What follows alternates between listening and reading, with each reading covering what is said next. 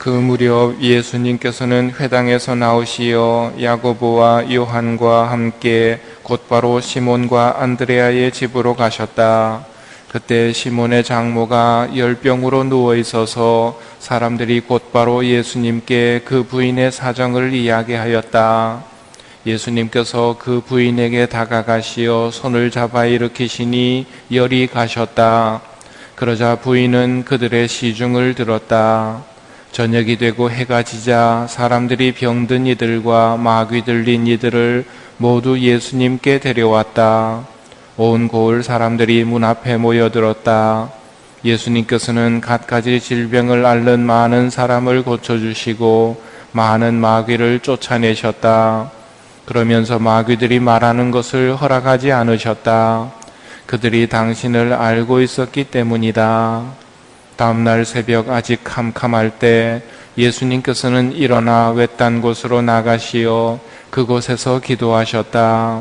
시몬과 그 일행이 예수님을 찾아 나섰다가 그분을 만나자 모두 스승님을 찾고 있습니다 하고 말하였다.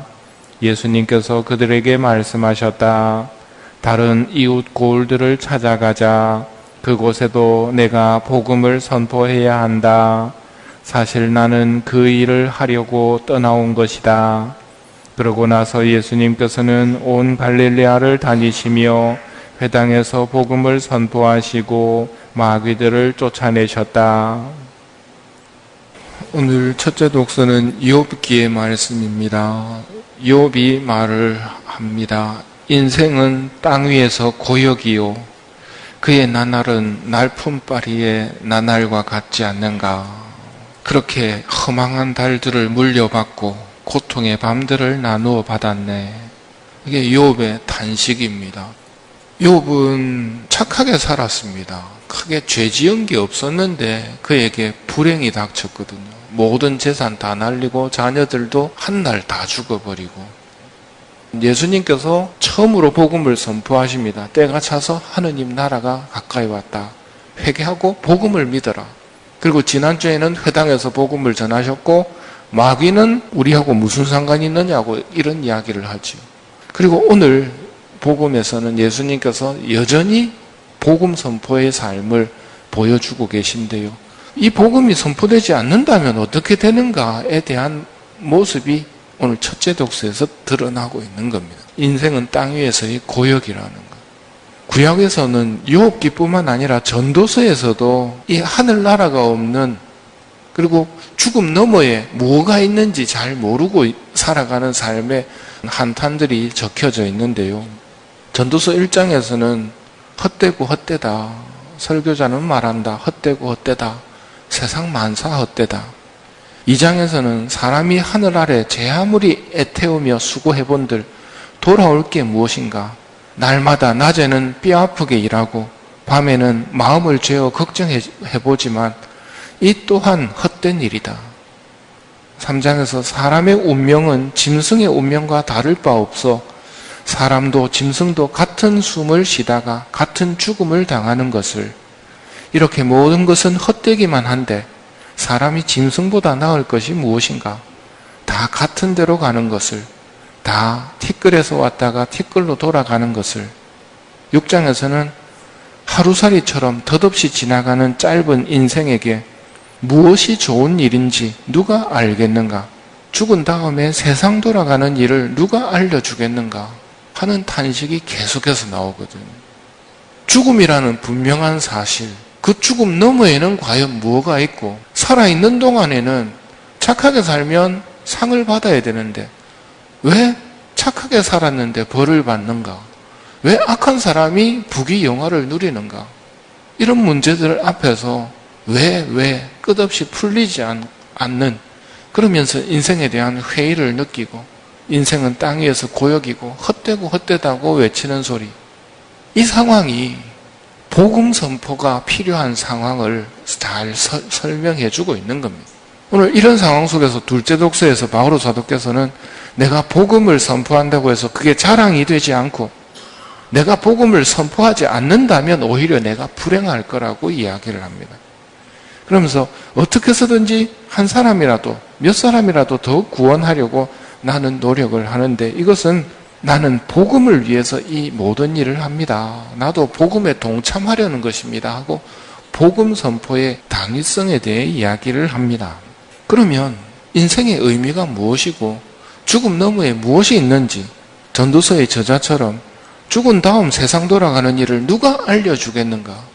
이걸 알려주는 게 인간에게 큰 선물이란 말입니다. 만일 이걸 듣지 못하고 살아가면 말 그대로 짐승하고 차이가 없단 말입니다. 우리에게 전해진 복음이 그럼 무엇일까요? 첫 번째로는 나도 전해받았고 여러분에게 무엇보다도 먼저 전해준 복음은 이렇습니다. 곧 그리스도께서 성경 말씀대로 우리 죄 때문에 돌아가시고 묻히셨으며 성경 말씀대로 사흘날에 되살아나시어 케파에게 또 이어서 12사도에게 나타나시고 그 다음에는 한 번에 500명이 넘는 형제들에게 나타나셨는데 그들 가운데 더러는 세상을 떠났지만 대부분은 아직도 살아있습니다. 그 다음에는 야고보에게 이어서 또 다른 사도들에게 맨 마지막으로는 칠삭둥이 같은 나한테도 나타나셨습니다. 그리스도께서 되살아나시지 않으셨다면 우리의 복음 선포도 헛되고 여러분의 믿음도 헛됩니다. 복음의 핵심은 죽음이 끝이 아니라는 겁니다. 부활입니다. 사람은 죽은 다음 다시 살아나서 영원한 세상을 맞이하게 된다는 말이죠. 우리는 대낮에 속한 사람이므로 정신 똑바로 차리고 믿음과 사랑으로 가슴에 무장을 하고 구원의 희망으로 투구를 씁시다. 하느님께서는 우리에게 진노를 내리시기로 작정하신 것이 아니라 우리 주 예수 그리스도를 통하여 구원을 주시기로 작정하셨습니다. 그리스도께서 우리가 살아있든지 죽어있든지 당신과 함께 살 수 있도록 하시려고 우리를 위해서 죽으셨습니다. 그러므로 여러분은 이미 하고 있는 그대로 서로 격려하고 서로 도와주십시오. 하느님이 우리를 창조하신 하느님이 우리를 사랑하신단 말입니다. 우리에게 구원을 주시기로 작정하셨단 말이에요. 그래서 우리 죄값으로 당신 아드님을 보내주셨단 말이죠. 하늘나라 여기에 대한 희망을 주셨단 말이에요. 죽은 다음 부활이 있고 부활 너머에 하느님 나라가 있다는 말입니다. 여기서 욥이 묻고 있는 문제도 해결이 돼야 됩니다. 욥은 왜 이 세상에서 착한 사람이 고통을 받느냐? 왜 악한 사람은 바로바로 벌 받지 않는가? 고린도전서에서 우리는 십자가에 못 박히신 그리스도를 선포합니다 라고 이야기합니다. 우리는 십자가에 못 박히신 그리스도를 선포합니다. 십자가를 통한 구원이란 말입니다. 누구든지 나를 따르려면 자신을 버리고 매일 자기 십자가를 지고 따라오라고 말씀하시거든요. 복음 안에는 십자가를 통한 구원이라는 복음이 들어있습니다. 오늘 본기도를 바칠 때 하느님 고통 겪는 모든 사람에게 사랑으로 다가가시어 성자의 파스카 신비에 그들을 결합시켰다고 이야기하거든요. 성자의 파스카 신비가 뭐냐면 십자가를 통한 구원이란 말입니다. 고통받는 사람들에게 다가가시어 그들의 고통을 십자가를 통한 구원이라는 파스카 신비에 결합시켜서 저희에게 시련을 견딜, 시련을 없앨이 아니고 시련을 견딜 맑은 마음과 힘을 주시어 구원의 희망을 가지고 그리스도의 모범을 따라 형제들과 함께 고통의 신비에 참여하게 하소서 하고 기도하거든요. 우리가 들은 이 복음은 세상에서 겪어야 하는 고통의 신비도 다 밝혀주는 겁니다. 고통은 구약에서는 무조건 하느님의 벌이었지만 그게 아니란 말입니다. 고통을 통한 구원, 우리 구원에 도움이 되는 고통이라는 말입니다. 필리피서 1장에서 여러분은 그리스도를 위하는 특권을, 곧 그리스도를 믿을 뿐만 아니라 그분을 위하여 고난까지 겪는 특권을 받았습니다. 고난이 그리스도와 결합이 되면 특권이 된단 말입니다. 고통은 구약시대에는 의미를 몰랐을 때에는 무의미하고 나쁜 것이었지만 신약시대에 와서는 그것이 내가 받을 연옥의 형벌을 덜어주고 내가 지은 죄를 용서받게 해주고 다른 이들의 구원을 위해서까지 사용할 수 있는 큰 은총이라는 것, 고통의 신비가 드러나는 것이죠. 예수님의 고통, 죄가 많아서 겪으신 거 아니죠. 구원을 위한 고통이었습니다. 그 고통을 예수님께서는 당신을 사랑하는 이들에게 나누어 주셨습니다.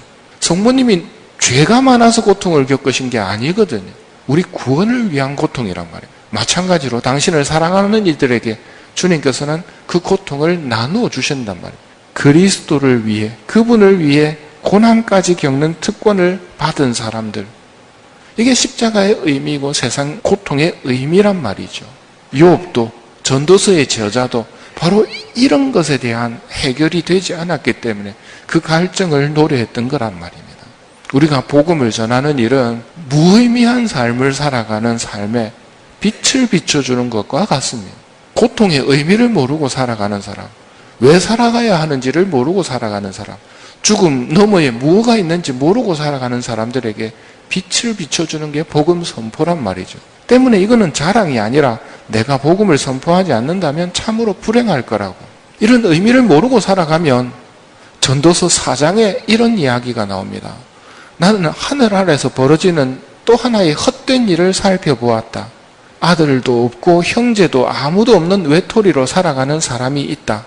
끝없이 일만 할 뿐 재산을 모으고 또 모아도 만족할 줄 모르는 사람이 있다. 이게 뭐냐면 복음을 모르고 살아가면 그저 세상 사람들이 살아가는 대로 돈. 이 사람은 또 하나의 헛된 일이라고 표현하는 삶을 사는데요. 아무도 없이 끝없이 일만 하면서 재산만 모으는 겁니다. 누구 좋은 일 시키려고 아무런 즐거움도 모르고 이 고생을 했는가? 나중에 이렇게 말하게 될 테니 이 또한 헛된 일이고 보기에도 딱한 노릇이다. 복음을 모르면 이렇게 딱한 삶을 살게 된단 말이죠. 짐승과 다를 바 없는 삶을 살게 된단 말입니다. 때문에 복음 선포는 가장 큰 이웃 사랑이라고 할 수 있고 하느님 마음에 드는 일입니다. 오늘 예수님께서 다른 이웃 고울들을 찾아가자 그곳에도 내가 복음을 선포해야 한다. 사실 나는 그 일을 하려고 떠나온 것이다 하고 분명히 말씀하시거든요. 이런 삶을 살기 위해서는 또 하나 눈여겨봐야 할 예수님의 모습이 있는데요. 다음 날 새벽 아직 캄캄할 때 예수님께서는 일어나 외딴 곳으로 나가시어 그곳에서 기도하셨다는 표현입니다. 기도하지 않으면 내가 왜 왔는지, 내가 왜 태어났는지 방향을 잃게 됩니다. 기도할 때 내가 왜 사는지, 내가 왜 여기에 왔는지 방향을 잡게 됩니다. 그리고 그 방향을 향해서 걸어갈 수 있도록 해주는 것이 바로 이 기도입니다. 예수님께서도 기도하시면서 이 방향을 찾아가시거든요. 그렇다면 우리들도 기도해야 된다는 것은 당연한 일입니다. 오늘 복음을 모르는 사람의 한탄, 고통의 신비를 모르는 사람의 한탄이 첫째 독서에서 욥에서 나왔습니다. 바오로 사도는 복음 선포를 당연한 것으로 여겼고 예수님께서는 기도하시고 그 복음 선포의 삶을 하러 오셨다고 말씀하십니다. 그 복음을 들은 사람이라면 그 하늘나라를 향한 삶을 살아갈 때 비로소 여기에서의 겪는 모든 것들이 의미가 있는 겁니다.